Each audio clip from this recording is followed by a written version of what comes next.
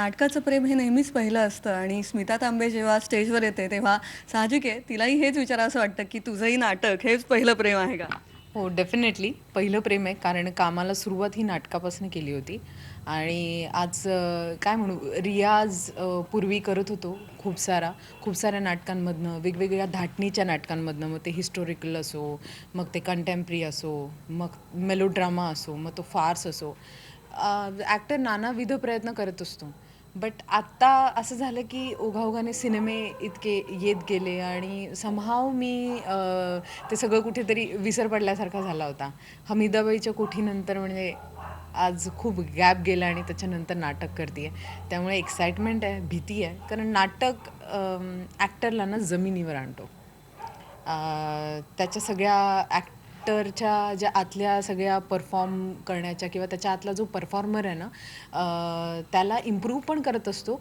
आणि मीनवाईल तुम्ही काही एक जे पॅटर्न बनवलेले असतात ना आणि त्या पॅटर्नने तुम्ही कसे मोनोटोनस होत जाता, ती मोनोटोनी ब्रेक करण्याचं काम पण नाटक करत असते. सुहाना सफर और ये मौसम हसी, वाओ! हमें डर है हम खो न जाए कहीं, तुम साथ हो जब अपने, दुनिया को दिखा देंगे.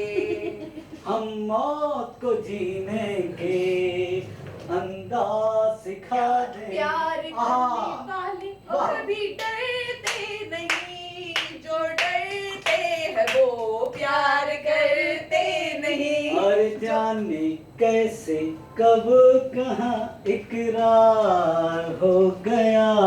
हम सोचते ही रह गए और प्यार हो गया.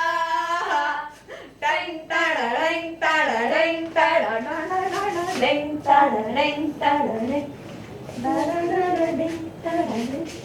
टैंग. स्मिता आम्हाला आणखी अभिमान वाटतो जेव्हा आमची मराठमोळी अभिनेत्री एका हिंदी नाटकात सुद्धा दिसते आणि खिडक्यासारखं फेस्टिवल अत्यंत मानाचं फेस्टिवल आहे आता मुंबईत होणार आहे आणि याच्यात तुमचं हिंदी नाटक आहे तर ही हिंदी नाटकाची उडी तू घेतली आहेस ते एक इंटरेस्टिंग आहे आणि कधी ही टीम जमून आली तुझा यात सहभाग कधी सुरू झाला त्याबद्दल सांग. मी अमरिका नावाची फिल्म करत होते. तिथे धीरेंद्र द्विवेदी मला भेटले आणि त्याच्यानंतर बिकॉज ते बुंदेलखंडी भाषा आहे ती सगळी, इट्स इंटरनॅशनल फिल्म. तर ती बुंदेलखंडी भाषा त्यांनी सगळी माझ्या आतमध्ये सगळी रुजवली. बिकॉज ते थोडेफार डायलॉग्स लिहिलेत त्यांनी त्या याच्यातले, जे जे बुंदेलखंडीमध्ये तिथले बुंदेलखंडीमय, जसं आपण म्हणतो ना मराठीमय, तर ते बुंदेलखंडीमय करण्यासाठी आणि एका मराठी मुलीकडनं बुंदेलखंडी बोलवून घेतली. त्या दरम्यान आमची ओळख झाली आणि नंतर खूप साऱ्या स्क्रिप्ट्स असं काय सुरू होतं आणि समहाव त्यांनी ह्या ओल्डमक नाटकासाठी अप्रोच केलं. मला ह्या नाटकाची गंमत अशी आहे, एक तर तो हेरॉल्ड पिंटर आहे. हे नाटक नानाविध प्रकारे नानाविध इमोशन घेऊन नानाविध गोष्टी रचून एकच नाटक कसं काय, एकाच नाटकात सगळ्यांच्या वेगवेगळ्या गोष्टी कशा काय असू शकतात. मग राशोमान झाला की प्रत्येकाच्या परीने सत्य हे वेगळं असतं, मान्य आहे प्रत्येकाच्या परीने. पण हॅरॉल्ड पिंटर असं आहे की प्रत्येकाचं सत्य खरं असतं आणि सत्य सत्य नसतंच, ते वेगळंच असतं. ते जसं रिलेटिव्ह असतं म्हणून ना सत्य, पण ह्या रिलेटिव्हिटीमध्ये कन्व्हिक्शन आहे. हर एका पात्राचं कन्व्हिक्शन आहे आणि ते कन्व्हिक्शन सादर करायला आणि त्या सगळ्या वेगवेगळ्या सत्यांचे, त्या सगळ्या वेगवेगळ्या पास्टचे, त्या सगळ्या गोंधळाचे, ते जे सगळे केऑस जेव्हा एकत्र येतो त्यावेळेला नेमकं काय होतं हे सगळं या नाटकात आहे. एकही लाईन ही अत्यंत सरळ साधी नाही आहे. सगळ्या लाईनी ह्या अशा अशा अशा अशा अशा अशा. तर मग परफॉर्मर म्हणून, ॲक्टर म्हणून असं काहीतरी करायला, आणि सतत आपण म्हणतो ना की मेंदू थकला पाहिजे बुवा काम केल्यानंतर, तर मग ते थकडं होतंय. चॅलेंज तुला इकडे सापडलं. अगं इतके दिवस रिहर्सल करते, एक दिवसही शांत झोप येत नाही आहे. मला एक एक्स्ट्रा एफर्ट्स ह्याच्यासाठी होते की आपण आपल्या जेव्हा मातृभाषेमध्ये काम करत असतो तेव्हा म्हणजे मातृभाषेतनं येणारी जी इमोशन्स आहेत त्या खूप खऱ्या आणि जवळच्या वाटतात. जेव्हा भाषा बदलते ना तेव्हा त्याचं एक वेगळं हे तयार होतं, काय म्हणू आव्हान अजून आपल्याला, वाढतं. आव्हान. कारण की ती एक चैन तयार होते, मातृभाषा टू हिंदी भाषा, हिंदी भाषा to deliver emotions and deliver emotions and oh my god, like तो एक लॉंग प्रोसेस आहे. पण तीच तोडायची होती. तो विचार हिंदीतनं झाला पाहिजे आणि ह्या सगळ्या गोष्टींना नाटक या वाचून पर्याय नव्हता आणि मग मी म्हटलं की ही अपॉर्च्युनिटी आहे, जस्ट क्रॅक द अपॉर्च्युनिटी. वो पहले थोड़ा हिला, फिर उसने धीरे धीरे चलना शुरू किया और वो फिर कमरे के बीचों बीच आके रुका. फिर उसने हम दोनों की तरफ देखा और फिर वो झटके से मेरे बिस्तर के पास आया और मेरे ऊपर छा गया. लेकिन असल में मेरा उससे कोई संबंध नहीं था, कोई भी नहीं. वो कैसा आदमी था? कुछ देर बाद मैंने उसके जाते हुए कदमों की आवाज सुनी. दूर जाते उसके कदमों की आवाज, दरवाजा खुलने की आवाज, फिर दूर जाते उसके कदमों की आवाज और फिर सन्नाटा. जेव्हा आपण म्हणतो की एक कुठलाही परकीय लेखक असेल आणि मग त्याचं अनुवादित नाटक, तर कदाचित प्रेक्षक थोडासा सावरून बसतो खुर्चीत, कारण बापरे आता काय पाहायला मिळणार आहे. पण आत्ता जसं मी रिहर्सल पाहिली आणि जसं आपण बोललो की हे नाटक खूप आपलंसं वाटतंय, भाषाही अत्यंत ओघवती आहे आणि त्या कलाकारांची भाषा किंवा जे संवाद जे आहेत तेही अत्यंत आपलेसे झालेले आहेत. आणि हेच कदाचित एक कलाकार म्हणून तुलाही साकारताना ते कुठेही अनुवादित नाटक न वाटता खूप आपलंसं जवळचं झालेलं आहे. ही कदाचित त्या स्क्रिप्टची स्ट्रेंथ तुला साकारताना वाटली का? हो, डेफिनेटली. कारण पिंटरची वाक्य आहेत, म्हणजे उदाहरणार्थ डार्क, ह्याच्यामध्ये काय आहे, म्हणजे डार्क, सावली, सावली याच्यानंतर काय होऊ शकतात. एक एक वाक्य आहे आणि वाक्य आहे ना ते 3 शब्दांचं आहे. आणि मुळात नाटकांमध्ये नाटकाचं मीडियम ही भाषा आहे, वाक्य आहेत. आपण एखाद्या प्रेक्षकांपर्यंत आपली इमोशन ही वाक्यांच्या थ्रू कन्वे करत असतो, डोळ्यातनं करतो, आपल्या बॉडी लँग्वेजमधनं करतो. ह्या गोष्टी खऱ्या आहेत. जेव्हा स्क्रीनवर होतं तेव्हा काहीही त्याचे गिमिक्स यूज, पण नाटकामध्ये ते गिमिक्स नसतात. त्यामुळे ते एखादं छोटं वाक्य जरी मिस झालं तरीसुद्धा खूप गोष्टी बिघडू शकतात. तर मला असं वाटतं शमिता सागर यांनी केलेला तो जो अनुवाद आहे तोही एक जमेची बाजू असावा, की ते अनुवाद नाही म्हणणार, की मला असं वाटतं की त्यांनी एक वेगळंच नाटक, असं वाटतं की त्यांनी स्वतः लिहिलं आहे की काय. दुसरी गोष्ट, धीरेंद्र द्विवेदी यांनी जे डिरेक्शन केलेलं आहे त्याच्यामध्ये या नाटकाची प्रोसेस खूप वेगळी होती. खरं तर सांगायचं झालं तर, की आपण एक नॉर्मल रिहर्सल सुरू करताना एक रीडिंग घ्या, सुरू करा, हे वाक्य असं घे, तसं घे वगैरे, एक अशी प्रोसेस असते. नाटक ही मुळात आतून बाहेरची प्रोसेस असते. पण धीरेंद्र द्विवेदींनी एक वेगळा जो एक खेळ मी म्हणेन, it's a game I think, आणि तो गेम सक्सेसफुल झाला. कारण त्याच्यामध्ये खूप वादावादी, नाही नाही ये मीनिंग नाही हो सकता, ये हो सकता है, वो हो सकता है, ऐसे हो सकता है, अशा खूप गोष्टी झाल्या. त्यांनी आतनं तुला हे कॅरेक्टर बघताना, तू जेव्हा वाक्य बोलतेस तेव्हा तुझे काय व्हिज्युअल्स येतात. सो वाक्य टू व्हिज्युअल असा एक असतं ना, नाटकामध्येच एक व्हिज्युअल असतं आणि आपल्याला ते परफॉर्म करायचं असतं. वाक्य वेगळी बोलली जातात, त्याच्या पाठीमागचं व्हिज्युअल वेगळं आहे. असं असेल तर ते ऑडियन्सपर्यंत ते व्हिज्युअल तेवढ्या खमक्या पद्धतीने पोहोचवण्यासाठी एक एक्स्ट्रा ऑर्डिनरी लेवलचं कन्व्हिक्शन लागतं. तर मला असं वाटतं ते कन्व्हिक्शन मुळात त्यांनी ती स्क्रिप्ट स्वीकारताना होतं. त्यामुळे ते कन्व्हिक्शन शमिता सागर यांच्यामध्ये आलं, त्याच्यानंतर ते ॲक्टर्समध्ये उतरलं. मला असं वाटतं की ते क्रेडिट त्यांचं आहे, की त्यांना असं एकतर स्क्रिप्ट करावं असं वाटणं. मुझे भी पूरा यकीन था नेहा ने ना ये फैसला बहुत सोच समझ के लिया होगा. ये ना उन लोगों में से नहीं है जो नदी में पत्थर फेंक के देखते पानी कितना गहरा है या ठंडा है, बल्कि ये उन लोगों में से है जो दूसरों को जंप करते देख फिर पानी की गहराई का अंदाजा लगा लेते हैं. क्या करते हैं कुछ लोग? क्या करते हैं? इसे कोई हड़बड़ाहट नहीं होती पानी में उतरने की. ये सबसे नीचे से और कठिनाइयों से आने वाली लहर का कितनी भी देर तक इंतजार कर सकती है, क्योंकि उसको पता रहता है वो लहर जब आएगी पानी नीचे तक साफ दिखाई देगा. और शायद तब भी वो खुद को रोक लेती, लेकिन तुम्हारे लिए प्यार में उतर चुकी थी. तब समझी मैडम प्यार में पड़ चुकी है. और शायद तुम हमारी बात कर रही हो या लहरों की बात कर रही हो? जैसा तुम समझना चाहो. हे फेस्टिवलसुद्धा आहे, खिडक्या फेस्टिवल. जसं आपण म्हणतो की मुकेश छाबरा जे बॉलिवूडमधले अत्यंत मोठे कास्टिंग डिरेक्टर आहेत ते समोर येतात आणि एक नाटकाचं फेस्टिवल करतात. हीच एक तर खरं तर खूप मोठी जमेची बाजू आहे, की अशा पद्धतीने एक नाटकाचं फेस्टिवल मुंबईत सुरू होतं आणि त्याला एक सशक्त ऑडियन्स मिळतो. तर त्याच्यामुळे या फेस्टिवलमध्ये या नाटकाचा सहभाग होणं, या फेस्टिवलविषयी तुला काय वाटतं? या फेस्टिवलचा हा सहभाग होणं ही सुद्धा एक कुठेतरी इंटरेस्टिंग गोष्ट आहे. त्याबद्दल काय सांगशील? मी कायम मराठीमध्ये आपण तर बघितलं आहे की आपण फार रिच थिएटर अनुभवलं आहे आणि आपलं थिएटर रिच आहे असं मी म्हणते. पण मी इथे हिंदी हे सगळं बघत असताना एकतर मला ह्यांचे लिमिटेटिव्ह सेंटर्स दिसतात. पृथ्वी नावाचं सेंटर असो, नाहीतर डिरेक्टली NCPA असो, नाहीतर वेगळ्या कुठल्या ज्या सारखे थिएटर्स मराठी नाटकाला आज अवेलेबल आहेत आमच्यासारखे सेंटर्सच कमी आहेत. मुळात वेगवेगळे ग्रुप ज्यांनी इनोव्हेट करून स्वतःमध्ये काहीतरी हे करून वेगवेगळ्या ग्रुप्सने वेगवेगळे एक्सपेरिमेंट करायला पाहिजे तसे किंबहुना कमी होताना दिसतात. जे करतात ते खूप चांगलं काम करतात. म्हणजे मुकेश जसं म्हणाला की मकरंद देशपांडे असो किंवा मानव कौल असो, ह्या सगळ्या माणसांनी ही जी सातत्याने कुमुद मिश्रासारखे ॲक्टर असो, ही सगळी माणसं सातत्याने हिंदीमध्ये काम करतात. नाटकं बघायला जातो आम्ही, इन्स्पायर होतो. But what's new? एक जनरेशन असते, सगळ्या जनरेशनमध्ये एका जनरेशनने पुढे वारसा, जसा आपल्याकडे केवढा मोठा वारसा आहे कुठून कुठून पुढे झालेला आहे, तो आज किंबहुना पुढे जाताना ब्रेक होईल की काय इतकी भीती आहे. आणि अशा सगळ्या इन्सिक्युरिटीमध्ये सगळे आहेत. सेंटर्स अवेलेबल नाही, थिएटर्स अवेलेबल, मग हे नवीन ग्रुप काय करतात? अशा सगळ्या परिस्थितीमध्ये मला असं वाटलं, मला अभिमान वाटला की आय एम व्हेरी लकी की मी एका छान रिच थिएटर कल्चरमधनं बिलॉंग करते आणि इकडे आल्यानंतर मग ही अशी माणसं एक वेगळा एक्सपेरिमेंट करतात, एक नवीन काहीतरी प्रयोग करतात. तर त्या प्रयोगामधला मी एक भाग आहे. ही खूप आनंदाची गोष्ट आहे.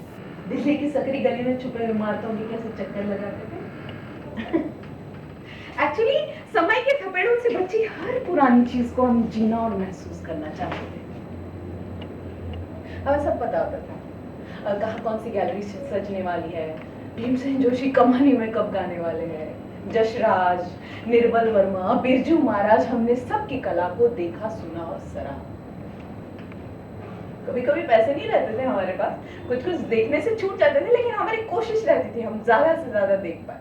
या नाटकासाठी एकतर शुभेच्छा आणि बस शेवटी प्रेक्षकांना काय सांगशील? प्रेक्षकांना एवढंच सांगेन, कायम तुम्ही वेगवेगळ्या सिनेमातनं माझ्यावर प्रेम केलं, कायम माझ्या कामांना ॲप्रिशिएट केलं. जिथे कुठे जाऊ कोणी माणसं भेटतात आणि आपल्याला माझं काम चांगलं होतं आहे असं सांगतात, तेव्हा छाती भरून येते आणि असं वाटतं की ओ माय गॉड, याच्यासाठीच तर आपण काम करायला आलो. नाटक ही अशी कला आहे की ज्याच्यामध्ये लाईव्हली मी प्रेक्षकांना आणि प्रेक्षक मला असा एक वेगळा अनसेड संवाद, ज्याच्यामध्ये संवाद नाही आहेत पण तरीही तो संवाद होतो, असा जिवंतपणा बघायला मला असं वाटतं की असं प्रेक्षकांनी मला बघावं. ज्या गोष्टींसाठी मी थांबले होते, उत्तम स्क्रिप्ट्स असो, उत्तम सेटअप असतो, तो सेटअप, ती स्क्रिप्ट सगळं मी आलं. तर मला असं वाटतं वेगवेगळ्या ठिकाणी जेव्हा हा फेस्टिवल होईल तेव्हा तुम्ही आवर्जून यावं, मला बघावं. माझ्या कामाला चांगलं नाही वाटलं तर चांगलं नाही वाटलं, चांगलं वाटलं तर चांगलं वाटलं, असे सगळे निरोप मला द्यावेत. आणि याच्यासाठी आहे खिडकीसारखं फेस्टिवल. तुम्हाला या खूप साऱ्या खिडक्या आहेत, त्यातली ही आमची खिडकी खूप आवडेल अशी मला खात्री. थँक्यू. थँक्यू सो मच आणि खूप मनापासून शुभेच्छा. थँक्यू.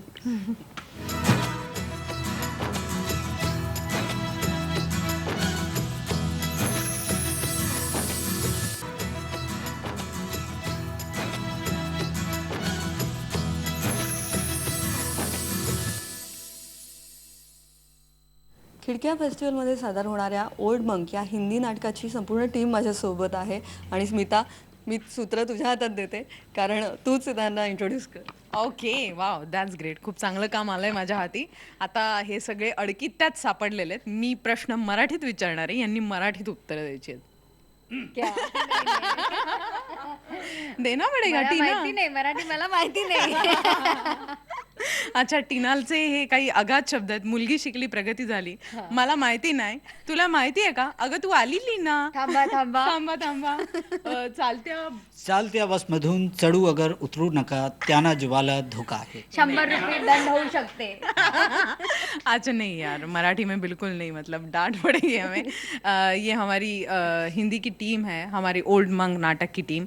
ये टीना भाटिया, ये हमारी एक्ट्रेस, मैं और धीरेन्द्र द्विवेदी, ये हमारे एक्टर, डायरेक्टर.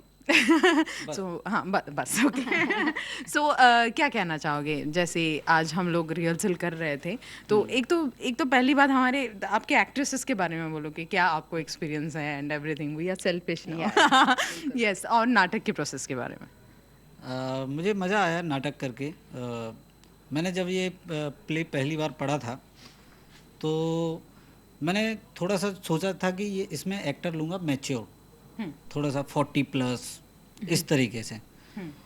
लेकिन जब ये फेस्टिवल वाली बात हुई तो मुझे लगा कि यार ये नाटक किया जा सकता है इस फेस्टिवल में.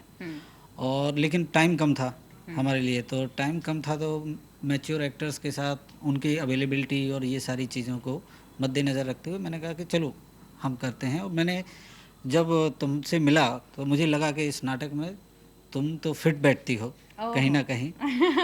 और फिर उसी के हिसाब से फिर मैंने टीना को भी कास्ट किया इसमें, क्योंकि टीना को मैं बहुत दिनों से मैं इसका काम देखा हुआ था, एनएसडी में भी देखा हुआ था, और उसके बाद भी हम लोगों ने एक और प्ले किया था। याद है, 2 एनएसडियंस ने मेरी वाट लगा दी है। बहुत ट्यूनिंग है इन लोगों का। तो इस तरीके से फिर हम लोगों ने जब शुरू किया, रीडिंग शुरू की, और मुझे बड़ा मज़ा आया फिर, और धीमे धीमे कैसे ग्रिप बनती गई, अच्छा बन गया। मुझे लग रहा है कि अच्छा बना है। बाकी ऑडियंस देख के बताएगी। प्यार करने वाले कभी डरते नहीं, जो डरते हैं वो प्यार करते नहीं। और जाने कैसे कब कहाँ इकरार हो गया, हम सोचते ही रह गए और प्यार हो गया। टंग टाड़ा टंग टाड़ा टंग टाड़ा टंग टाड़ा टंग टाड़ा वाह, दैट्स ग्रेट। ये टीना भाटिया है, हमारी एक्ट्रेस, छोटी सी एक्ट्रेस।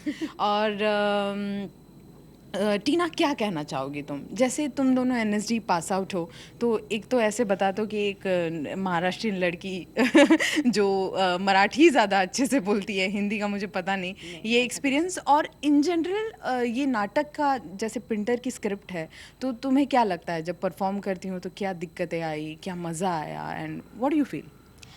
एक्चुअली जब मुझे स्क्रिप्ट के बारे में पता चला, जब धीरेन्द्र दास से भी पता चला, फिर आपके साथ भी बातचीत हुई, तो मेरा लालच वहीं से आ गया कि मुझे ये स्क्रिप्ट करनी है। और जब मुझे ये पता चला कि मुझे भी इसके लिए कास्ट किया जा रहा है, मतलब मालूम पड़ा, तो मुझे बहुत अच्छा लगा कि जब एक अच्छी स्क्रिप्ट के साथ आप काम करते हो तो आपके लिए बहुत सारे चैलेंजेस बढ़ जाते हैं। और एज एन एक्टर वो चैलेंजेस लेना मुझे पसंद है। तो कई बार प्रोसेस के दौरान मैं इनसिक्योर भी हुई चीज़ों को लेकर, कई बार डर भी लगा कि यार मैं कर पाऊंगी नहीं कर पाऊंगी, क्योंकि काफ़ी टफ प्रोसेस रहा है। और जैसा कि पिंटर ने भी लिखा है, प्लस हम लोगों ने जिस तरीके का अडाप्टेशन किया है, तो उसमें भी मैंने बहुत सारी चीज़ें फेस की जो मुश्किल थी। मतलब एज एन एक्टर उस प्रोसेस में जाना मेरे लिए मुश्किल था, लेकिन आई थिंक मैं कुछ हद तक पहुंच पाई हूँ। बहुत यस, ऑफ कोर्स यार, ऑफ कोर्स। तो और रही आपकी बात, तो ऐसा कुछ नहीं है कि आप मराठी हो तो हिंदी नहीं है, बहुत अच्छा मराठी भी बोल रहे हो, बहुत अच्छी हिंदी भी बोल रहे हो। एंड अच्छा लगा मुझे दोनों के साथ काम करके, और बहुत अच्छा फील आ रहा है कि हमारी एक बहुत पॉजिटिव और एक बहुत अच्छी टीम बनी है। बहुत अच्छी टीम है, डेफिनेटली।